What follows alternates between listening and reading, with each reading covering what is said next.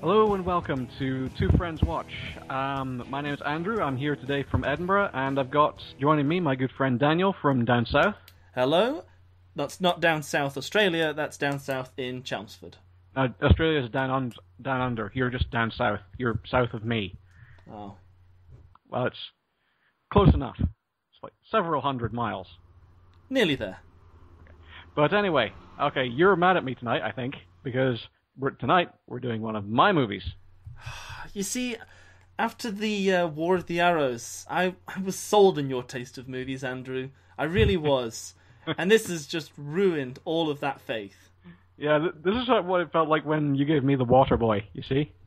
Yeah, but you were pleasantly surprised. I didn't expect much, and I was still disappointed. Oh, well. Well, okay, we're going to have fun tonight then, because I love this film. This is the first time watching it, same as you. Yep. So tonight we're doing relatively new film, Rob Zombie's 2013 horror opus, Lords of Salem. The Lords of Salem. The Lords of Salem. Lords of Salem. What's it about? Nobody has any idea. Yeah, I don't think they knew what it was about. Well, we should back up anyway.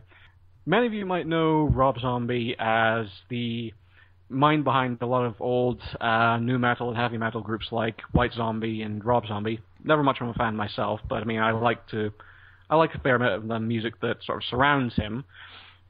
But he's been making a name for himself in the last decade or so as the director of several horror films. And although he's not been getting the most critical acclaim in the world for stuff like his remake of the Halloween movies, or garnered a fair bit of cult appeal, I suppose, for The Devil's Rejects and House of a Thousand Corpses, but generally he's become sort of a cult niche icon. And this latest film of his is probably the most esoteric thing that he's ever made. The what? Lords of Salem. You know, his new film. Yeah, but... one that we just watched. Esoteric? Well, outlandish, if you will. Okay, that's better. Okay. But, yeah, essentially the reason that I picked up on this film was because I was told by a very reputable source that it was sort of reminiscent of the old Italian horror movies from the 70s and 80s that I really like. Stuff like Dario Argento, Suspiria, Inferno, Lucio Fulci, The Gates of Hell trilogy, The Beyond, City of the Living Dead, stuff like that. Who was this reputable source? It was Antagony and Ecstasy, my very favorite film blog. Who's not paid me anything to say this, by the way. That sounds suspicious now you said that. That sounds exactly like they've paid you. But no, I was not paid. But basically I just sort of took him on faith and looked up, and basically I got exactly what I was looking for. I got a film that was very similar in construction and composition to all those great old surreal Italian movies, which are equally critically divisive. So I guess he's done a pretty good job pastiching that old style, I suppose. Although there's a lot of elements of Christian iconography and satanic iconography that were often absent from those films, but we'll get to that. From what I could see on some of the forums I had a look at this movie about, this movie did seem to divide even people that were a Rob Zombie fan. Yeah, I'd imagine so, because it's not a particularly visceral movie for the most part. There are elements of gore, although they're not particularly foregrounded, unlike, I suppose, The Devil's Rejects or the Halloween movies. It's a very slow burn, and it's also very, very surreal in a lot of ways, and it's all about imagery and atmosphere rather than any sort of visceral physical scares. Now, that's one thing I will give this movie. It was chocked full of atmosphere. From start to finish, I was sitting there, clenched up, waiting for something to jump out the screen and eat me. Just right from the start, it had me tense all the way through, because I thought any minute she's going to turn a corner or something's going to jump out the shadows and eat her face off. And I will give it the movie's credit. You know, usually when a movie gives you that sense of dread and that anticipation of a jump scare, you wait and you wait, and then when it doesn't come, you kind of let your guard down. But this movie, at no point did I ever have the sense that I could let my guard down. At any point, it just seemed to increase the tension, where I was like, nope, this is definitely going to be it. This is going to be where she gets eaten. Okay, nope, now. Nope, any second now, right till the end. Yeah, pretty much. And that's exactly what he was going for, because if you watch all those old Italian surreal classics, it's all about framing and composition and just camera movement. It's all in the direction. The plot is essentially superfluous. But nevertheless, I guess we should give you a bit of background about the plot. The film takes place around a woman played by Rob Zombie's real-life wife, actually, Cherie Moon Zombie, who for some reason I doubt was born with that name. No. Well, she married Rob Zombie, so her second name would have most likely have changed. Well, I'd imagine so, but Cherie Moon, it's like, that's kind of hippie-ish, isn't it? Yeah, she could be a hippie. Maybe so. Or maybe her parents were hippie. That would be the right generation. She looks the part, at least. Mm. I'm sort of digging the dreadlocks throughout. She's playing a woman named Heidi Hawthorne, or at least that's the name we get given to begin with, who is playing a radio host in a local Massachusetts radio station. She does it together with two other guys, and basically the film suggests that they take on all sorts of weird, vaguely occultish or outlandish subject matter and just sort of expose it. They do various interviews and play all sorts of music. The interviews were weird. We got a little bit of that in the film, and it was just weird. I really loved the opening interview, which is actually kind of a heavy metal in-joke. They're originally shown interviewing a member of like a local black metal band. I think their name's Leviathan or something like that. Yeah, I think it was something like that. Yeah. I think there's like 24 actual black metal bands called Leviathan, but this guy, they've got him in the studio, and he's going like, "God is the pig, and we serve the butcher," and all sorts of really sort of fairly stereotypical phrases you'd expect from that sort of stereotype. The thing is, it's actually sort of a parody almost. It's aimed directly at two people I can think of off the top of my head. I mean, for one thing, you see the guy has an inverted cross burned into his forehead. So obviously that's sort of a dig at Glenn Benton from Deicide. And also the interview itself is kind of reminiscent of an interview with Gal from Gorgoroth from the 2005 documentary Metal a Headbanger's Journey, which is quite famous. You can find it on YouTube. But obviously it's just sort of a dig at sort of Rob Zombie's heavy metal roots, which I thought was kind of funny. It's one of the sort of isolated moments of humor just early on in the film before everything starts getting really bleak. Yeah, you see, this genre of music completely passes over my head, so unfortunately a lot of these in-jokes were just oblivious to me, or I was oblivious to them.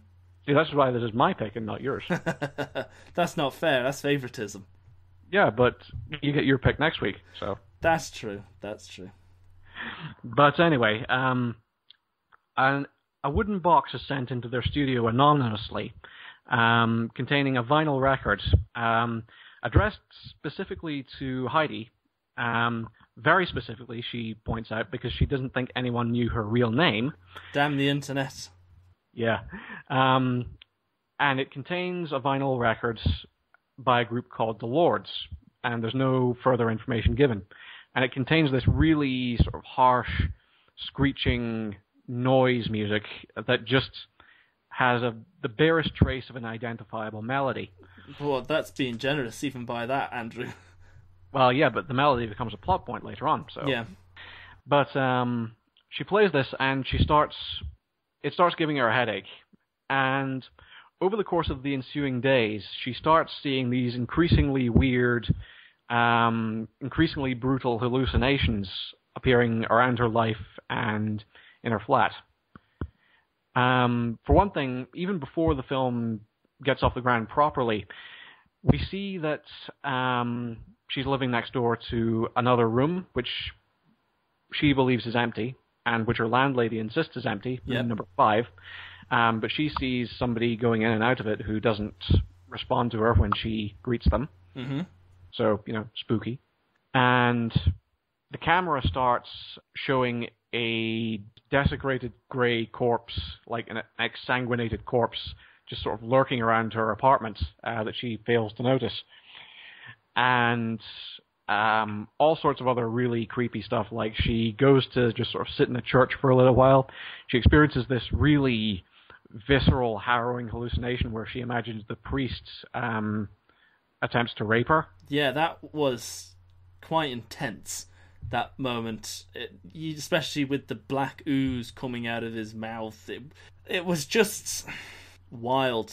As the film goes on, we start to get introduced to all sorts of really, really visceral, disgusting imagery, and it just sort of comes thicker and thicker and faster as the film goes on. The actual main narrative thrust comes in the form of the author of a book on the Salem witch trials, who they interview for the radio show. Mm-hmm. Bruce Davison? Played by Bruce Davison, yes.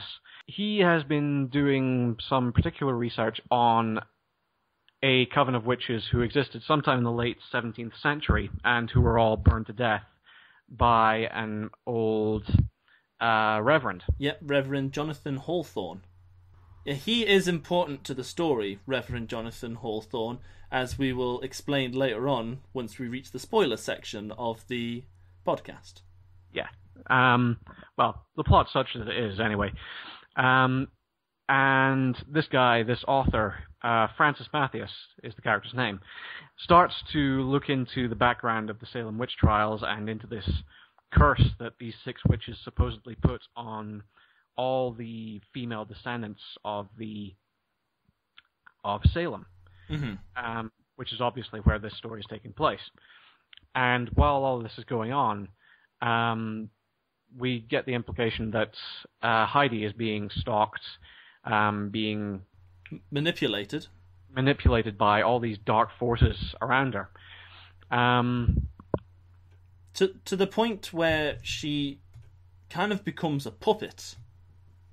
Almost, yeah. Yeah. We see that her 2 friends are really concerned about her, particularly her other workmates, her guy called Harmon Whitey, played by Jeff Daniel Phillips. He is the love interest of this movie. Sporting a really epic beard. Oh, yes. But what's really special about this film, I think, is just the direction and the camera work.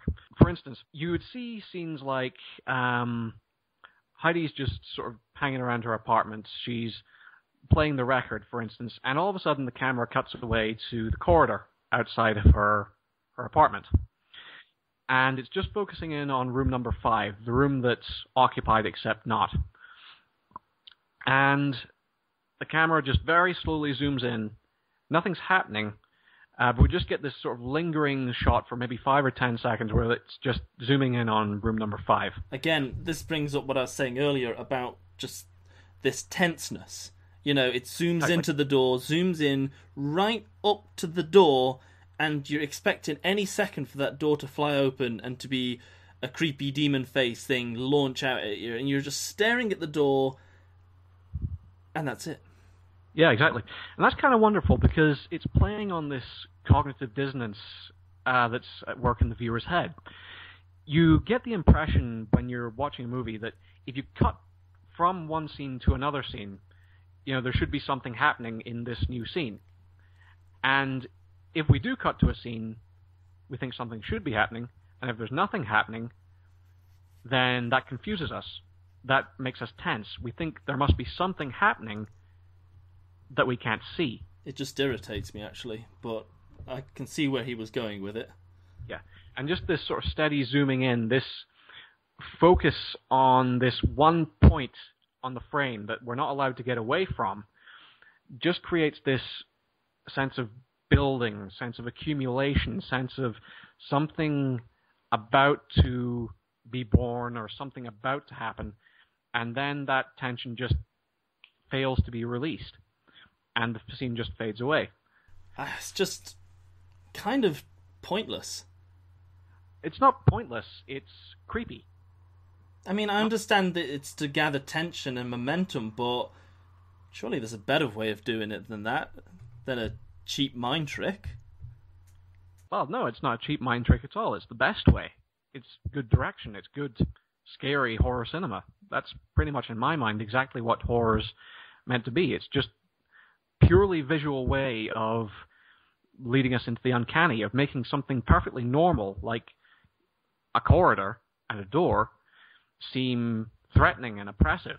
I mean, I see what you mean. I've been thinking about it recently, and I think where I've been looking at this movie the wrong way is I get confused or mixed up in a way between horror movies and terror movies. See, and I look at this as, well, I came to this movie thinking it is a horror movie in the sense that most horror movies are, where it's just blood, gore, cheap shocks, cheap scares, and then that's it. Whereas this movie is more of a standard traditional horror movie where it gives you a sense of dread and horror without having to give any of the cheap special effects that most modern movies now have to do. Well, we should actually specify here that there is actually a distinction between terror and horror. I think Stephen King laid this out in his old book, Danse Macabre. Danse Macabre, however you pronounce that. Where basically he said that terror is the sense of anticipation. It's the sense of something approaching, something looming, something coming up behind you, but before the moment of realization. Horror is what comes after the realization. It's the sense of disgust, it's the sense of repulsion, it's the sense of wanting to get away as soon as possible. Both involve fear, but they're different varieties of fear. They're two sides of the same coin. And this movie is almost exclusively about terror, not horror. Yeah, you see, this is where I was wrong. It's about what's creepy, not what's scary. It's about the sense of anticipation. And I'm just reminded of, like, one of my favorite movies of all time, and essentially this movie's spiritual predecessor Transformers? Is... Fuck you. Honestly, fuck you, Daniel. You're just the worst. You lined it up. You lined it up so well. You see, I shouldn't do this because I give you the means to bait me. I can't help it. So it's not Transformers. No, it's Transformers Suspiria. 4. It's Suspiria, the 1977 Dario Argento movie. There's one shot in that film that stayed with me long after I watched it, which is just this camera very slowly gliding down a hallway, and at the end of the hallway, there's an open window and a curtain just blowing back and forth in a breeze. And just the feeling of anticipation in that shot takes the breath away, honestly, because it just, who opened the window? What's outside the window?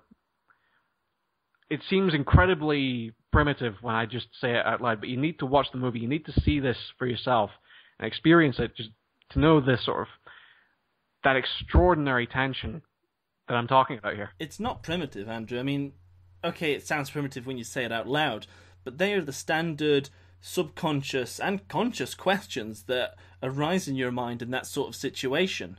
You know, when you're immersed in a movie, your mind is constantly questioning things. Why? Who? What? Where?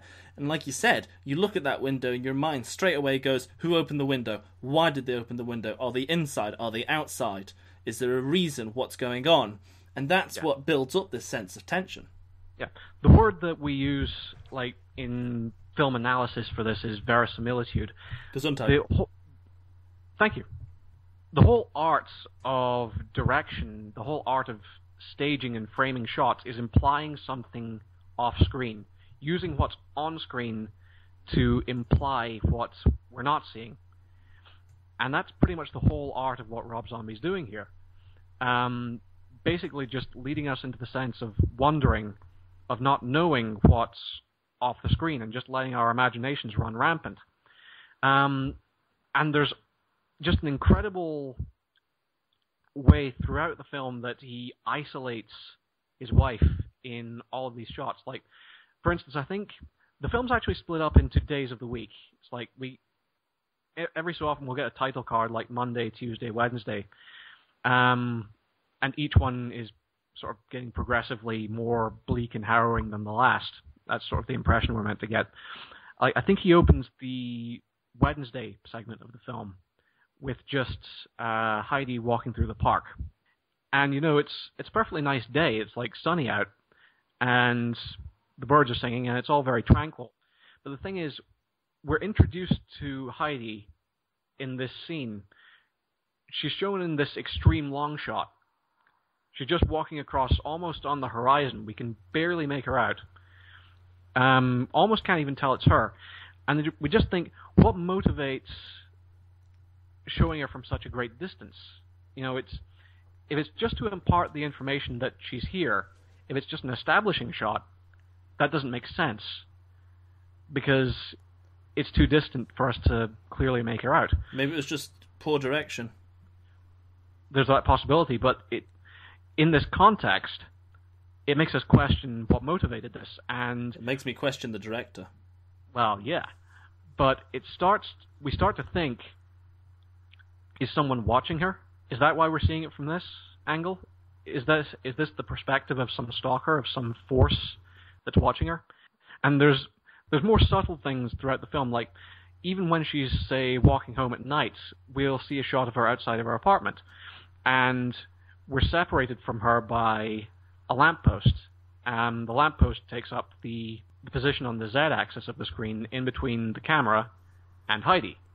And it's just this sort of big black blocking shape that's obscuring our view of her.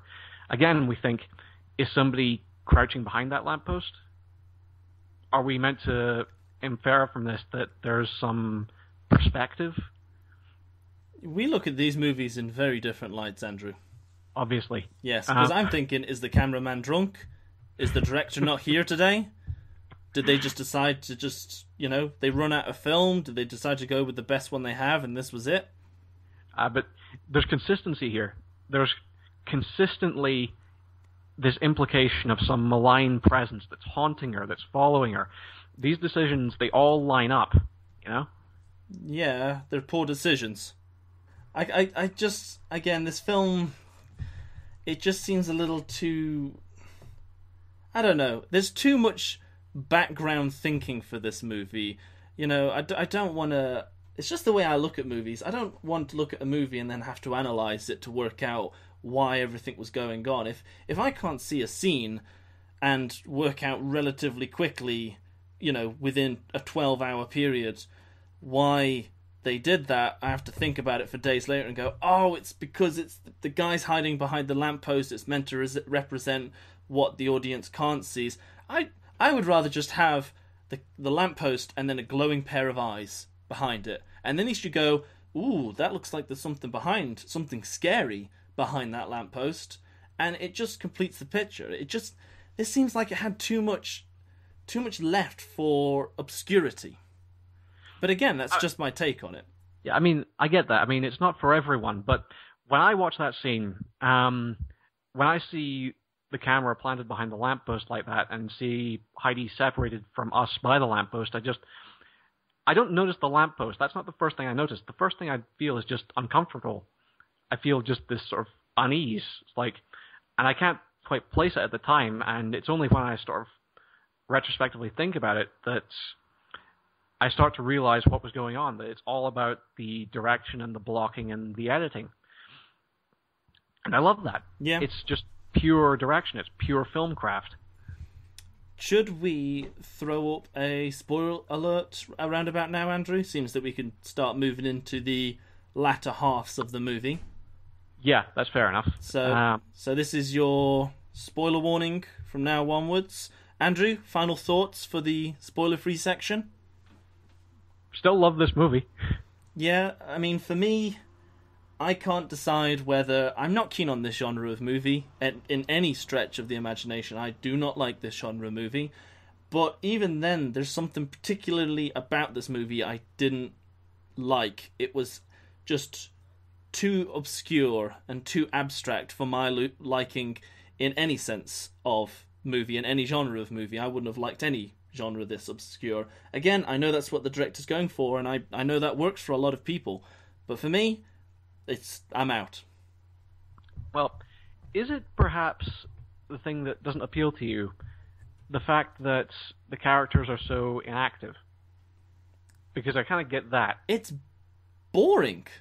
I could kind of follow you on that point. There's a lot going on in the background, and that's great. But for me, a better movie would kind of be seeing it directly from the Lord's point of view, rather than seeing it from a bit from Heidi's point of view, a bit from the Lord's point of view, a bit from just the scene's point of view. I think it would be much better to see it from the Lord's point of view. They seem to be doing the most work, having the most fun, and getting the most out of all this. Heidi seems to be going through hell, and when she's not going through hell, literally or metaphorically, she's just doing nothing. Nothing happens in this movie, except for the last half an hour, when everything happens in this movie. Too much happens in this movie. Yeah. I think what you're driving at is the characters are almost purely reactive. Like, her two friends, Whitey and... what was the other guy's name? Oh, Herman? Herman is Whitey. Whitey is Herman. That's his same guy's name. Oh, they're both called Herman. Yeah, there's Herman Jackson, and then Herman Whitey Salvador. Yeah, so Herman and Herman, the two Hermans. Anyway, one's white and played by Jeff Daniel Phillips, and the other one's black and played by Ken Foray. Anyway, they are not really doing anything throughout this film. At all. That was pretty much nothing. It's like they're always talking about Heidi and how they're concerned for her and how they're wanting to look out for her best interests, but they never actually get anything done. We've got Bruce Davison's character, the author, Francis Matthias, who looks into the whole storyline, and... he had an action scene. Well, sort of. I mean, he's the one who's basically the source of all the exposition in this film. Yeah, and, he had an action scene, which was the point where he got his head bludgeoned in by a saucepan by an old lady. Yes, there was that. That was probably the highlight of this movie for me. I was like, yes, something happens. Something is happening. And again, you were talking about background and the direction of this movie. I found it really interesting during that scene that Heidi had crawled onto the floor and could hear the bludgeoning of her friend. I think he was her friend. Well, he knew her. I mean, he knew her. She could hear him being bludgeoned to death downstairs, and you could see that was just completely destroying her emotionally. It was she was crying. She was like putting her hands inside her head, and she was just cracking up. And see, now that I thought was a great scene. There was something going on, and there was a reactive situation to it. Interesting turn of phrase, because by this point I think she is actually on crack. She's actually... it's established early on in the film that Heidi's like a former drug addict, and over the course of the film she relapses and just sort of becomes progressively more of a mess. She becomes more docile, which, if anything, kind of helps Satan, or the Lords. Helps the film's progress in a way, because she's just been worn down to such a great extent that she's able to be manipulated just however the Lords see fit. But anyway, what we learn is that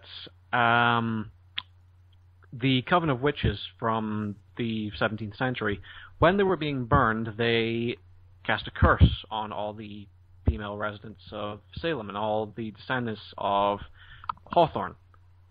And we find out that Heidi herself is a direct descendant of this guy, Hawthorne. And she is essentially the vessel through which Satan will re-enter the world. Which is, again, kind of a throwback to all your 80s satanic panic movies. This is a movie that really draws heavily on horror cinema from the 70s and 80s. And anyway, the Coven has lived on. There are still witches around, and one of them is Heidi's landlady and her two sisters. So, they've just been tormenting her with this music. The record that she got sent from the Lords of Salem was itself a modern recording of the music that was played while the witches were being burned. Yeah, I'm not quite understanding the music. I mean, is it meant to represent something, or is it magic, or... Because at one point she plays it through the radio system, and you see several scenes of women all over who are listening to this just go into this kind of just docile trance. Yeah, I think the implication is meant to be that the music is itself a sort of incantation. That's what I took away from it anyway. Yeah. We find it in Hawthorne's diary, and it's sort of this big revelation that gets played up when Francis Matthias finds out that the music on the record is the same music that was written in the diary. That was moments before he got bludgeoned to death, or shortly before he got bludgeoned to death. Yeah. So anyway, he goes around to Heidi's house and he gets bludgeoned to death by the landlady.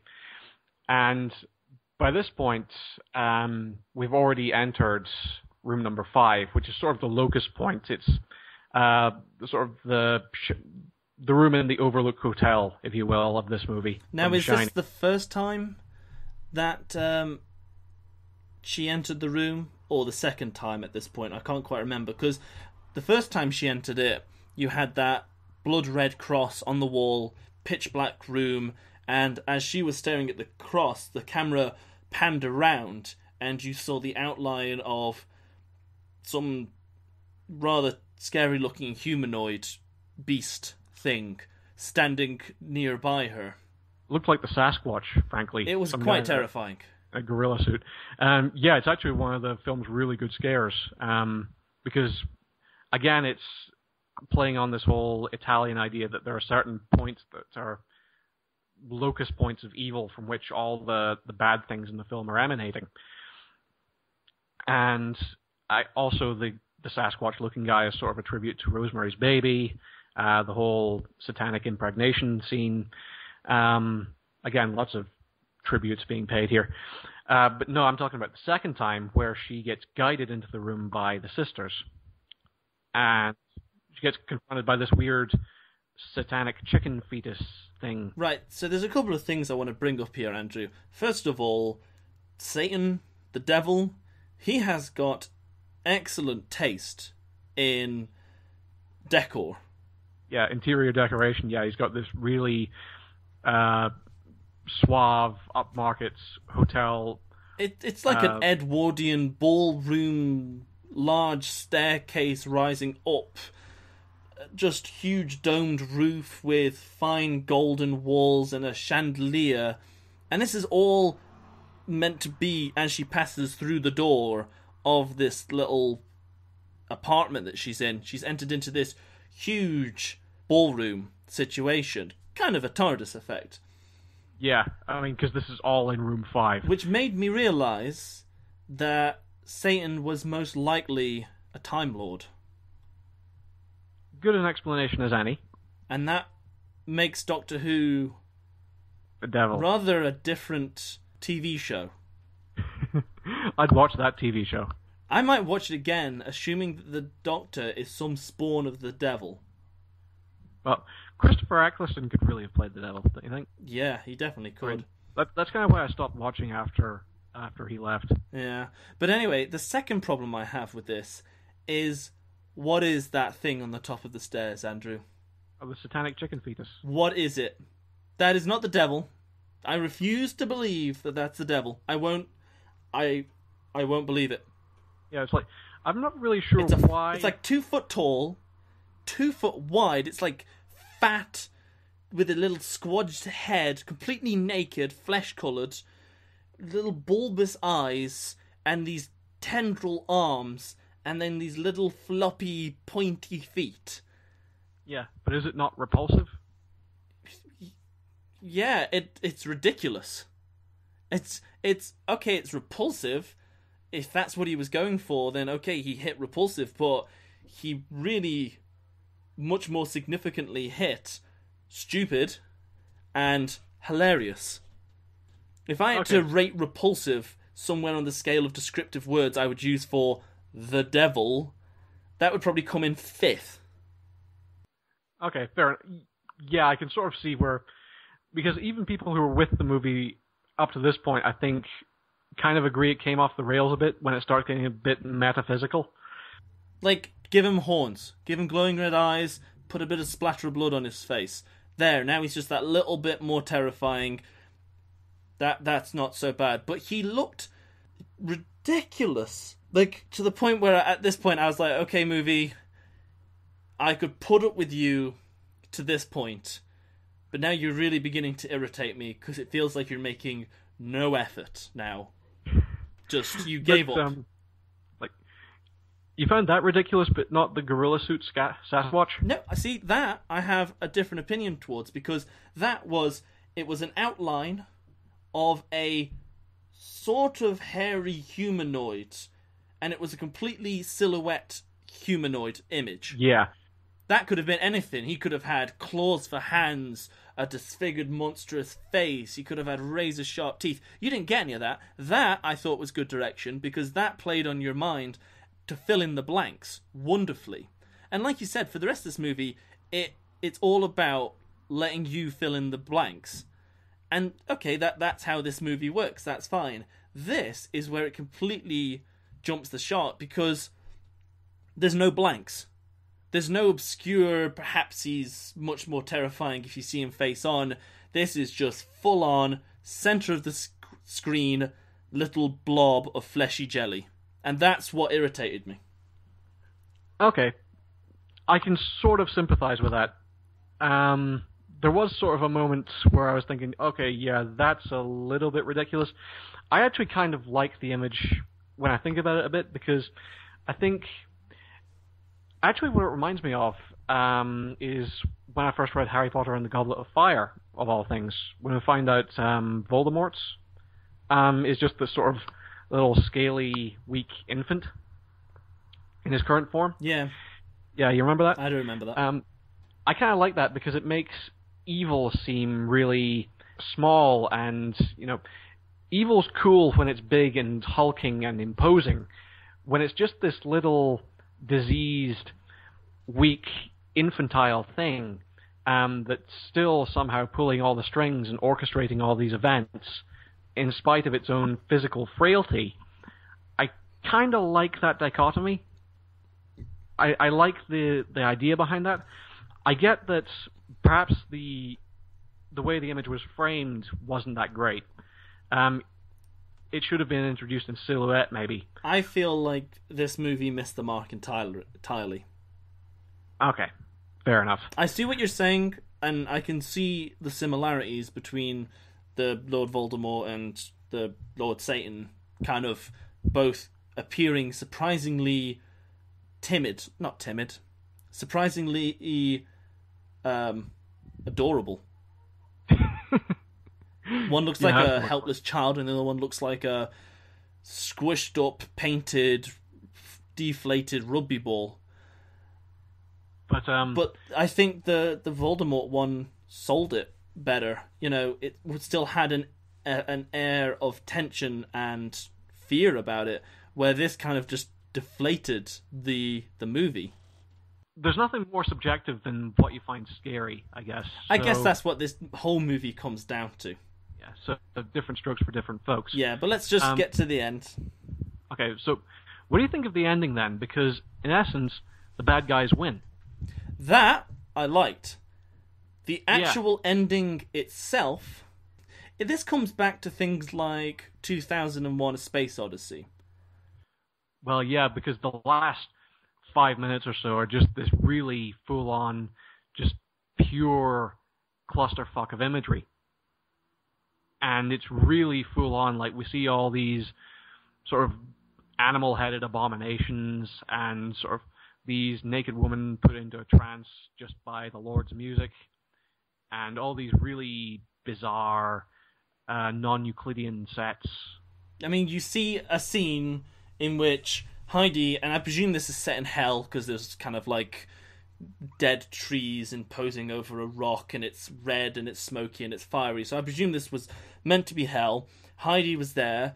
The original lords, the ones that were burnt as witches, are there, and they're doing all this weird chanting and rubbing her face and weird things, and she starts giving birth, horrendously, to some sort of squid. Yeah, that's as good a description as any. And I was wildly disappointed by this squid. It looks like some sort of giant root of ginseng or something. Yeah, I'm like, I don't know what I was expecting. Don't get me wrong, if you put me in that situation, I don't know, maybe I wouldn't have made that, but I most likely wouldn't have made anything better as, the newborn body of Satan. But that was just, again, it was just dumb. I just saw that and I went, well, that's wildly anticlimactic. What is that? Give it fangs, give it a glowing red eye, make it on fire, make it explode out of her, make it like Alien. Something. Just. Well, what I actually thought was, for all the cues this film's taken from Rosemary's Baby, they should have played it like that film played it, where you just see the lead actress's reaction shot, where it's just like, "What have you done to its eyes? What have you maniacs?" And we never actually see the baby itself. Or have, her give birth and then, a screenshot of her face as she sees what she's given birth to, she screams and she dies. That'd be great, because you'd be like, what? To black. Yeah, exactly. What did she see? What did she give birth to that pretty much killed her? And that, because this whole movie, again, has been about the background, what's not there, what makes you think. And then this last half an hour, it's like they just changed directors. It's like they just brought someone else on and he went, no, I want Satan as a little midget dwarf flesh monster, full on, no hiddenness. I want it right in the camera's face. Next scene, I want the devil being born, and I want it a squid that you can see very clearly as some kind of weird squid thing. I don't want it hidden. It's a completely different turn for this movie. It's not even the same movie. Okay, I guess, but even by the end, I still think there's an element of implication, because we see this ritual, we see her giving birth, but we've got no idea what this sort of giant root of ginseng that she gives birth to is going to grow up to be. We don't know what implications this has for the world. A delicious smoothie. Yeah, we don't know if this means like the apocalypse or the end of mankind or what. That's all left up to our imagination, but it's still sort of left at the borders. It's left implied. Despite all the imagery going on, there's still a lot being left unsaid, I think. And even if the film could have been a bit more subtle with some of its imagery... Oh, a lot more subtle. It could have been a lot more subtle with some of its imagery. I think it actually was really well played. I think, honestly, it's a pretty sterling work of filmcraft. The ending... I didn't like the start because nothing happened. It was completely inactive. It was just one very slow crawl from one scene to the next with very little exposition or explanation. That's fine. If you want to do the movie that way, that's fine. But please, from start to finish, do the same movie. It's almost as bad as if you had an action movie, it gets to the last 20 minutes, and then instead of the final fight scene, all it is Arnold Schwarzenegger in a dressing gown, smoking a pipe in front of a roaring fire, reading about the action scene from a book. And you're going, what's going on? We've had action from start to finish, and then just obscurity and dullness at the end. Now this movie is the polar opposite. We've had... I'm pretty sure you just described the ending of The Last Action Hero. I've never seen it. Well, that's almost exactly it. That's uncanny. We're going to have to watch that. Yeah, we should. But this movie's the other way round. It's kind of, like I said, background obscuredness all the way through. And then the last ending, it's just explosions and holy lights and fire and brimstone and death raining down with a little bit of background, unknown. And it's like, well, you could have done that whole ending just to... You could have made it more exciting, don't get me wrong, you could have brought it up to a climax, but this just shot it off the scale. Yeah, I take your point anyway, but there has to be a climax. There has to be something to warrant all that unease, all that tension. There does eventually have to be a release, otherwise, it doesn't count towards anything. Otherwise, it's just, it's M. Night Shyamalan, it's Signs, it's The Village. If there isn't something there eventually, then it's all for nothing. Well, if you know what I agree with what you're saying, but this wasn't a release. This was a full-on just cut the ending and let's sew on something else we made. I take your point. Yeah, and I think a lot of people do, because a lot of people reckon this film jumped the rails at the end. One thing I definitely can sympathize with is some of the animation, like the melting paintings. Yeah, I mean, the animatronics and the animation and the puppetry, or however you want to call it, throughout this movie was great. I mean, you had the melting paintings, you had the little squid thing that was in the ballroom. I can't believe I just said that. And it's worth pointing out these were all practical effects, no CGI involved in this film whatsoever. I mean, it was very well done, but it's obscure as balls towards the end. The first part of the movie, I didn't know what was going on, and the last half an hour, I didn't want to know what was going on. I wanted to stop knowing what was going on. Now, the one thing I would criticize this movie for is that, for all his visual sensibility, Rob Zombie doesn't direct actors that well. A lot of the actors don't really seem to know where the characters are coming from, particularly the three witches, who seem to be coming across as these posh, upper-class English women. But they're all saying things that sound like, I don't know, Generation X teenagers might have said. I can't think of any examples off the top of my head, but the dialogue just didn't seem to sit well with the actual characters. And that could be part of the reason why I found most of the characters quite dull. Yeah, and I guess you're sort of undermining yourself when even the normality that you're supposed to be undermining is itself alienating. Yeah, I know what you're saying.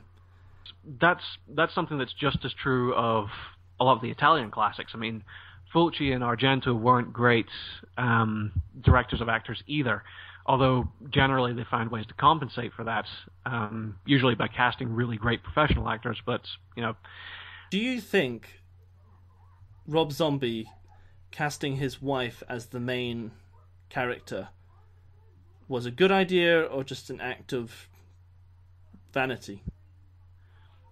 I think there was an element of nepotism there, because I think this was definitely his sort of passion project, and he was just sort of casting whoever he wanted to cast. I mean, Sheri Zombie, she's not a great actress by any means, but I mean, she could have been a lot worse, I thought. Yeah, she could have been a lot worse, but let's be honest, her role didn't require much. Look dull and boring. Hey, got it. Yeah, she just sort of needs to be a presence. Yeah. You keep breathing, we'll keep rolling. Yeah, kind of. I mean, who was the most interesting character in this whole movie? I would say perhaps maybe the lords. The old women. The witches, yeah. Yeah, they might have been the most interesting characters. I think it might have been Whitey. He had the most convincing kind of, what the hell's going on here? Who are they? What's going on? Why are you going here? Why are you shutting me out? I mean, he didn't exactly have a big role on screen by any stretch, but I enjoyed it when he was on screen because he seemed to be the only one who had a problem with this entire situation, which is like what any normal person should have. Yeah, and he was good. I also like Francis Matthias, who's, again, basically the only good character who's taking an active role. Yeah. I did feel like when this movie ended, I'd been indoctrinated into some kind of cult.